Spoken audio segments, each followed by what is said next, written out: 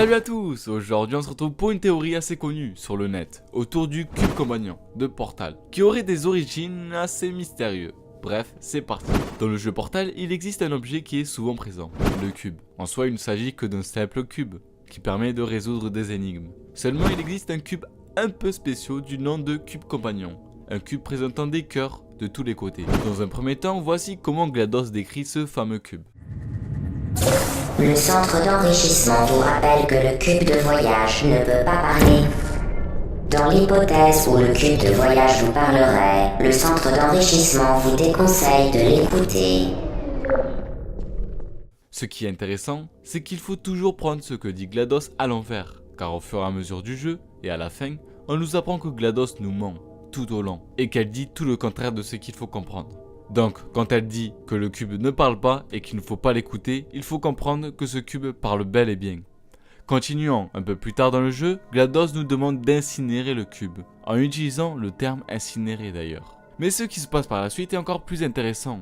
En effet, on gagne un trophée du nom de Fractricide. Pourquoi un tel nom de trophée pour une telle action? Pour rappel, Fractricide signifie tuer son frère ou sa sœur. Le cube compagnon aurait-il un âme? Ou plutôt, le cube compagnon contiendrait-il des humains morts à l'intérieur? Les coïncidences ne s'arrêtent pas là. Souvenez-vous de Labrat.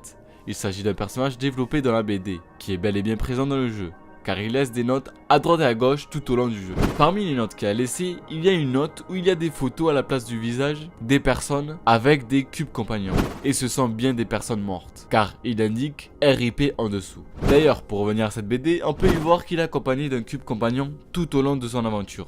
Que le cube lui parle, que le cube lui donne des bons conseils, tout le contraire de ce que nous disait GLaDOS à son sujet. On peut également voir que dans Portal 2, GLaDOS a une haine profonde pour ce cube, tout comme les humains, qu'elle déteste. Elle s'amuse même à les détruire volontairement en pleine action.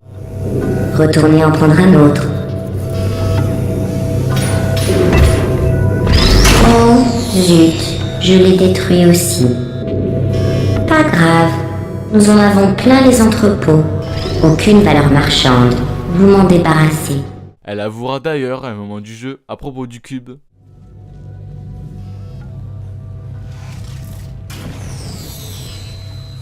Je crois que celle-là allait vous avouer sa flamme.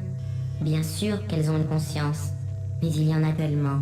elle a donc une conscience. Pour finir, la preuve ultime de cette théorie est en rapport avec la grille d'émancipation. GLaDOS nous dit à propos de cette grille que seuls les humains peuvent passer. C'est pour cela que les cubes se détruisent automatiquement au passage de cette grille. On pourrait se dire qu'il faudrait passer avec le compagnon cube pour confirmer cette théorie. Eh bien, écoutez la suite. Dans Portal 1, la seule et unique endroit où l'on utilise le compagnon cube, il est obligatoire de l'incinérer, sans quoi on ne peut pas avancer dans le jeu. Vous allez sûrement me dire qu'il ne s'agit que d'une coïncidence, ce que je peux comprendre. Mais là où c'est très étrange, c'est que dans Portal 2, il n'y a qu'une salle où il y a le compagnon cube. Et devinez quoi? C'est la seule salle de tout le jeu entier où, comme par hasard, la grille d'émancipation ne fonctionne pas.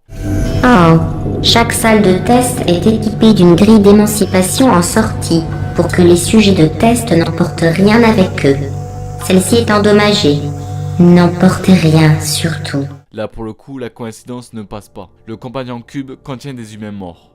Enfin, peut-être. Et voilà, la vidéo est terminée. N'hésite pas à vous abonner pour pas louper les prochaines vidéos. Et surtout à liker la vidéo si elle t'a plu. Tu peux également débattre de cette théorie dans l'espace commentaire. Et si tu le souhaites, me soutenir sur Utip. Sur ce, on se retrouve pour une prochaine vidéo. Ciao.